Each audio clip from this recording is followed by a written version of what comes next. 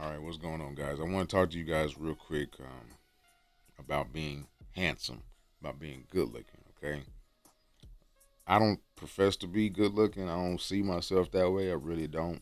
I was an ugly duckling for quite a while, so I think that kind of carries on with me to where I still have that little insecurity, slight insecurity, or that not if not insecurity, it's not a preoccupation with how I look. Like I really don't spend time on much time on how I look. I don't have a skincare routine. People ask me about my skin. I don't have a skincare routine at all.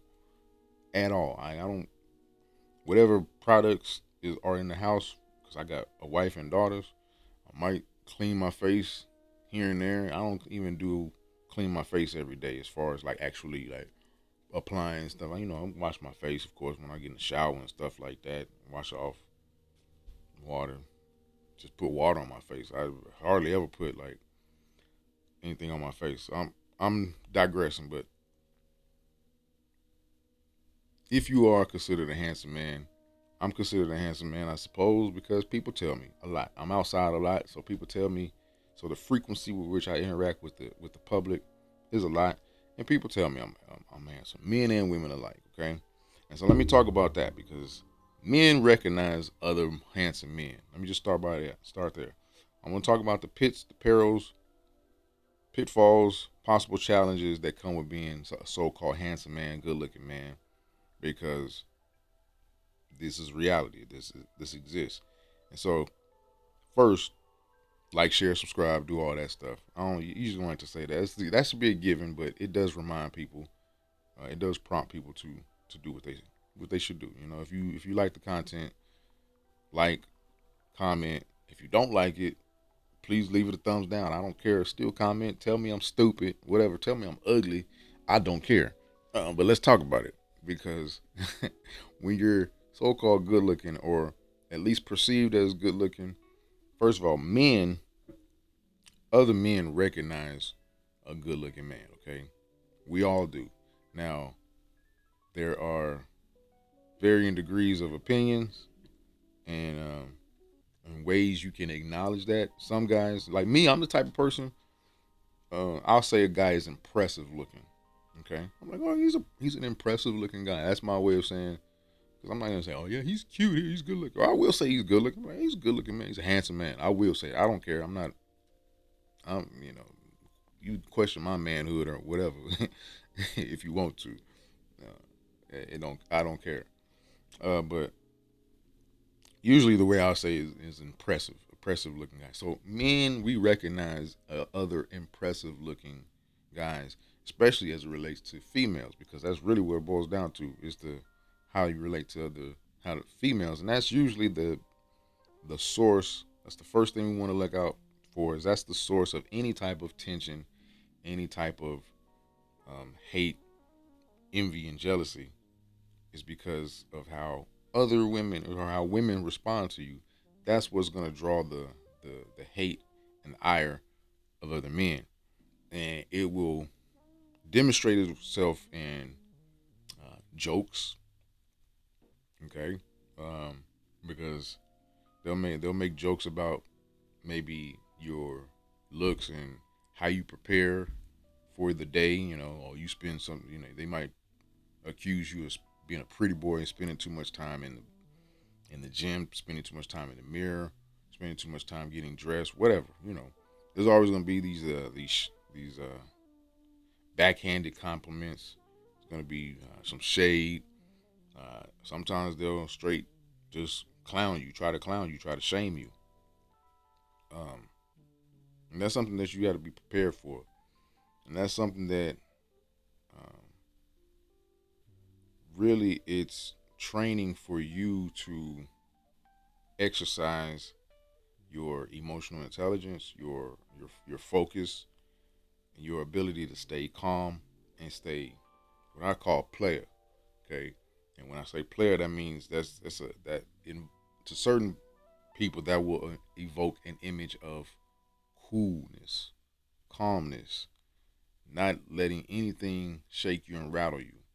And again, it goes back to having the inside. Okay, taking care of the inside because we know so many insecure, good-looking people.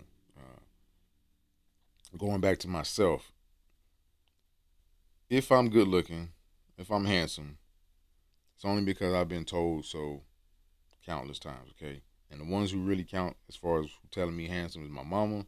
My mama always tells me I'm handsome, and then my wife and my daughters. Okay, that's all I really care about. And my grandma used to always tell me I was handsome. I used to love that. But I don't base who I am and what I am on that. Okay, I just happen to be whatever a handsome dude to some people. I don't base myself on that at all. First of all, I think it's because I wasn't always considered handsome. You know, I went through my ugly stages, and I went through a stage where I just maybe not ugly, but I wasn't just I'm just me. And so, but I've always had, as far as because again, it always goes. It's always usually with men, we're so simple and basic. It's gonna go back down to attracting women. Even when I was whatever, not as good looking, I never really had a problem with women, man. Once I got in like middle school, I never had a problem with girls. I always knew how to talk to girls. I was real short in middle school too, ugly buck teeth, but I don't know. I ain't never been afraid of talking to girls. I ain't never had a problem with getting girls.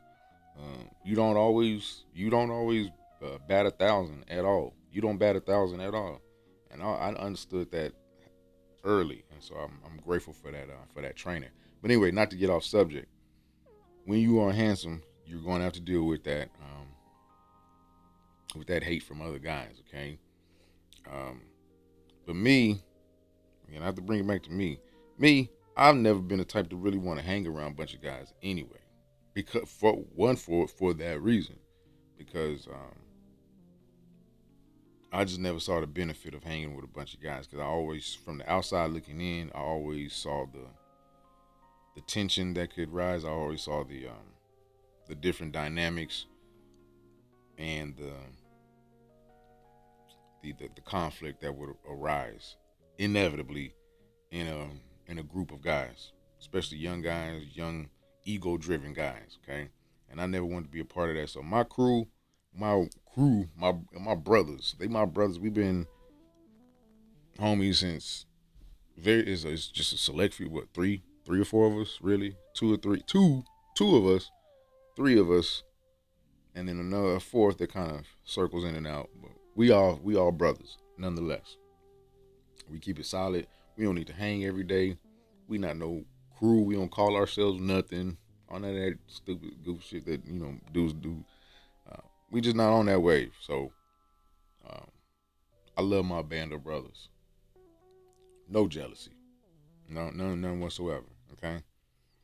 But when you are dealing with a group of guys, um, I'm thinking particularly like in work. In my work setting,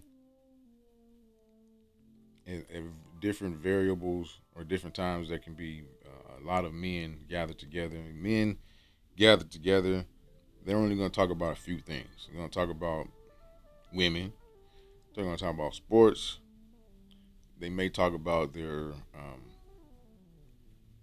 toys, cars and shit like that, video games. It's not a whole lot of depth to most guys. And if they see you being someone that has the affection and the attention of women, they're going to talk about that. They're going to isolate you sometimes. They're going to want to fight you sometimes. You gotta be ready for all that, man. So I'm always of the belief. For me, I'm going back to being a well-rounded man. That's what I am.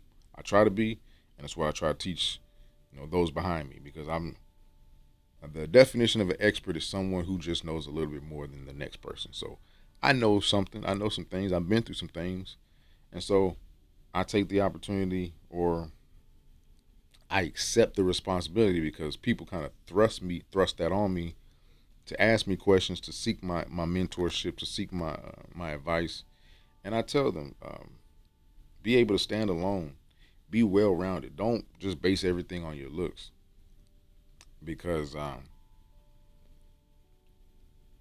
I know that if you are just into your looks and you neglect your your game. You neglect your mouthpiece, your mind. That's gonna get exposed, okay, by the right female. The right female is gonna wanna. She's gonna be attracted to you initially off of how you look, but then your game is what's gonna keep her and what's gonna make sure that you can navigate the dynamic of this relationship in your favor in a way that makes for harmony on all fronts, but mostly you want it to go your way. You want to have your way, okay? Um, Being well rounded also with your physicality, okay? Not just pushing weights.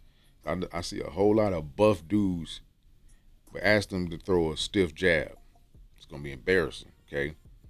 Work on your self defense. Do some martial arts in boxing, really just boxing. Okay, I'm not into martial arts because if you notice in martial arts, like Bruce Lee, his fighting style was a Philly shell mostly.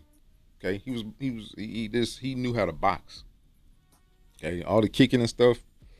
Yeah, you can kick. You better be you better be well trained in trying to pull off a kick because you can yourself up trying to kick the wrong person. Boxing is a very universal, applicable art of fighting. Okay, again, like if you watch Bruce Lee, he was just mostly in a Philly shell. Okay, he worked. But anyway, so learn how to box. That will build your confidence. Your that will build your confidence, and it will also just build the ability to defend yourself because when you are, especially when you're young and good looking, you're going out, you're getting girls' attention. It's inevitable. Some dude's gonna try to fight you. Some dude's gonna try to flex on you. Some dude's gonna talk it to you. Okay.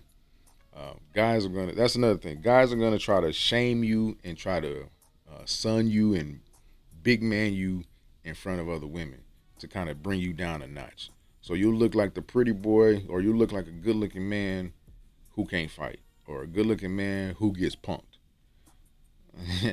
None of that. It's way more effective when you're a good looking man, but then you're a man and everybody knows it.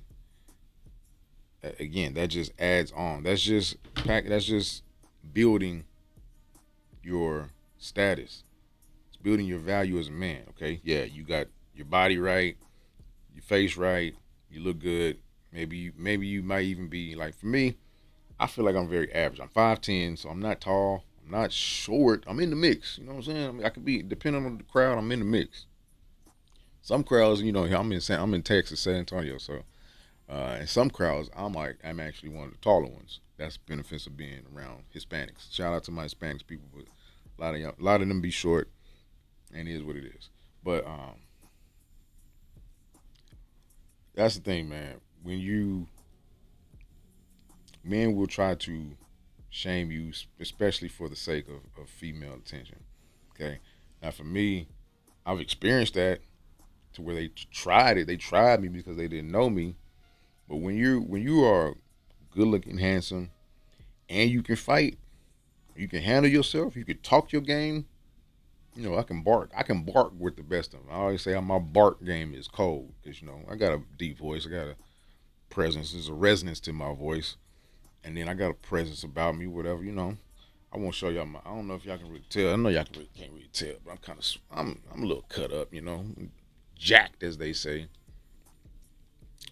Um, you got that, and then very few times I've had to demonstrate it. Fortunately, fortunately, I haven't had to demonstrate it. But my hands, yeah, I throw hands, dog. Like my hands ain't no joke. Okay, I throw hands, and I throw hands well, and nah, I ain't never really took like a big L. If most guys can't 3 minutes. Okay, think about boxing. 3 minutes in a ring is a long time.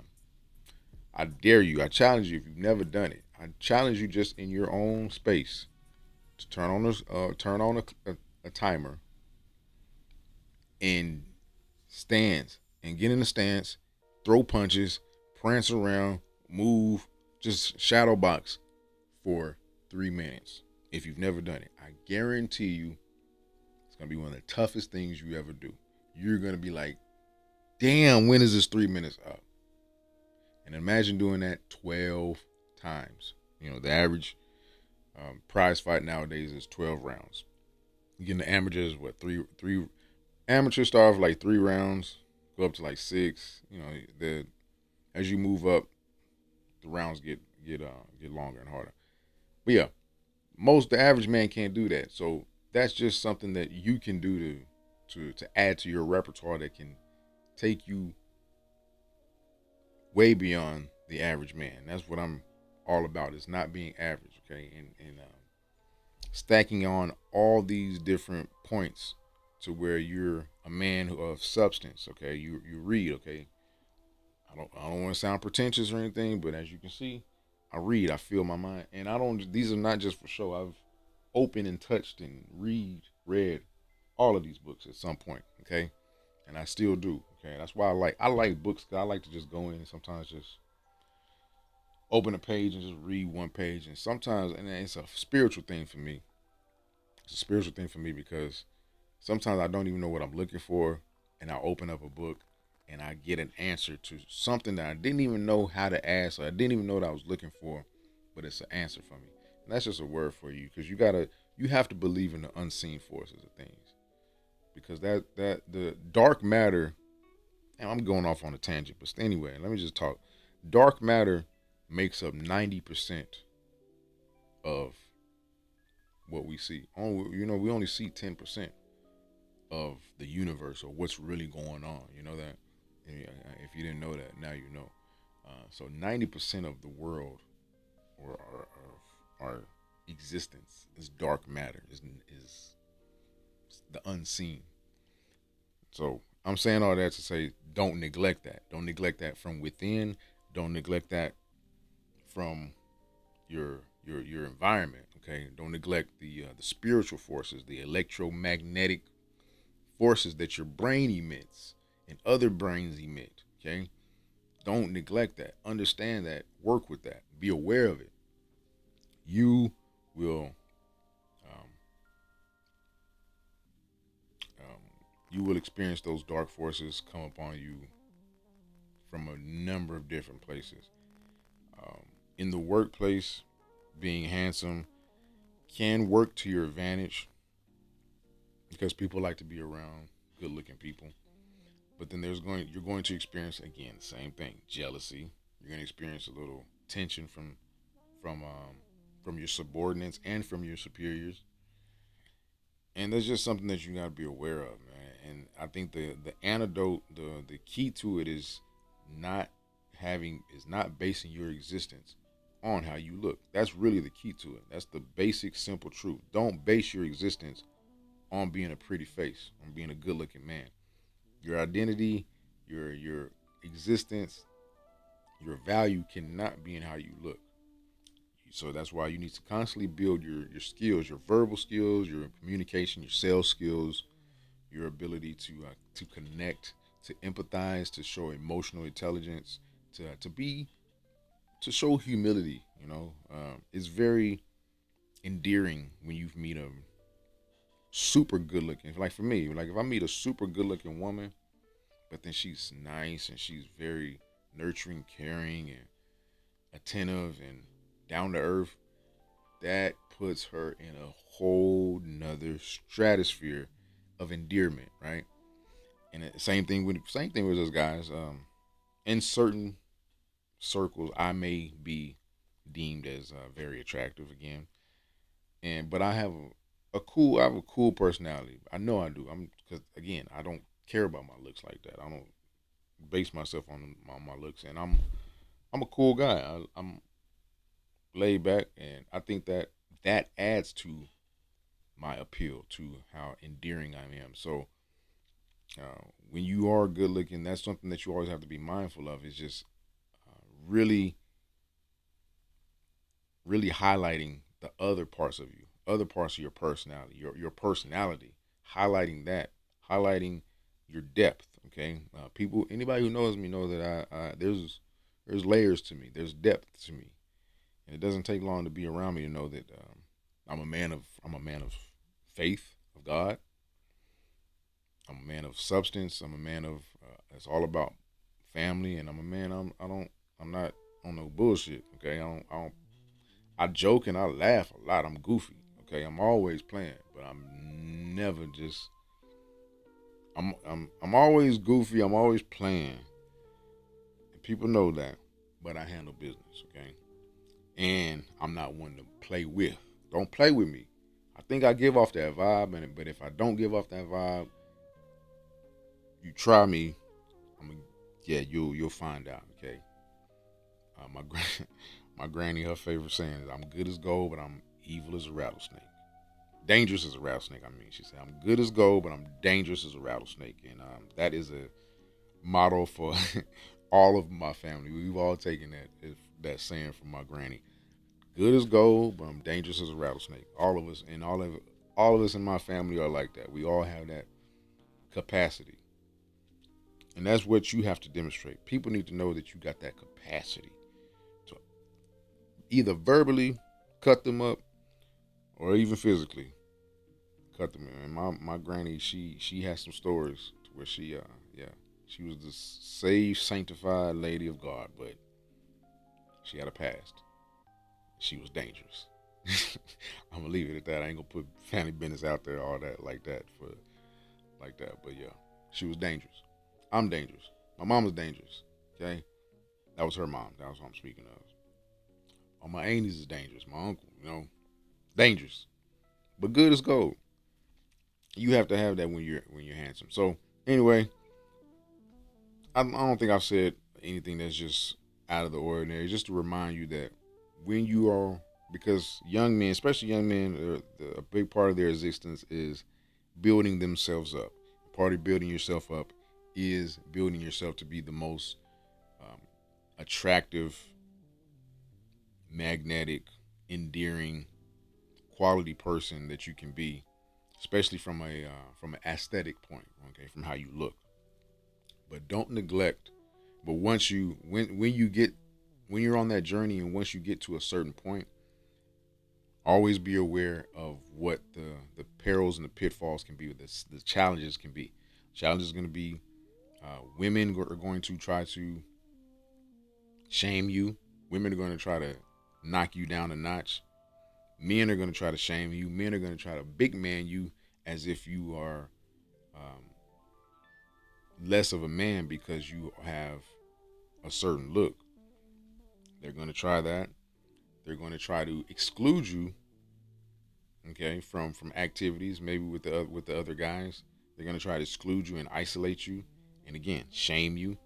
They're going to try harder to take what you have. Perhaps they're going to put the pressure on whatever female that is on your radar or is part of your orbit. They're going to try to either impress her with, again, shaming you, making you look bad, making you look like less of a man, making you look like a punk, or they're going to try to maybe do things, different antics and activities. Antics, I'll just say they'll put on different antics to try to one up you, maybe show off more money than you, show off more status, brag about different things that they do, don't do, have done, have all these types of things. Okay, they're gonna just try to outshine you in some manner. Okay, and you have to understand this. You have to be ready for this. You have to be prepared for it. Women, again, they're gonna try to knock you down a couple of notches, um, and try to attack your ego. And that's just something that you have to be aware of. And the awareness will allow you to be prepared for it.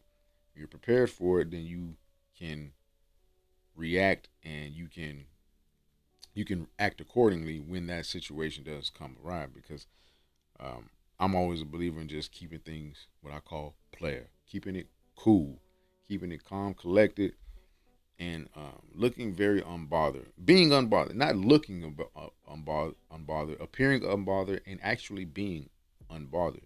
If you actually are unbothered, you don't have to worry about appearing unbothered because that's just what it is. Um, I've gotten myself, thankfully, to a point where I just I'm unbothered by everything. I really am. Like there's nothing there's nothing you can say to me. Nothing you can say to me that's gonna shame me. It's nothing. Okay? I know everything about myself, good and bad. There's nothing you can tell me about myself that I don't already know. So it's about doing that inner work, man.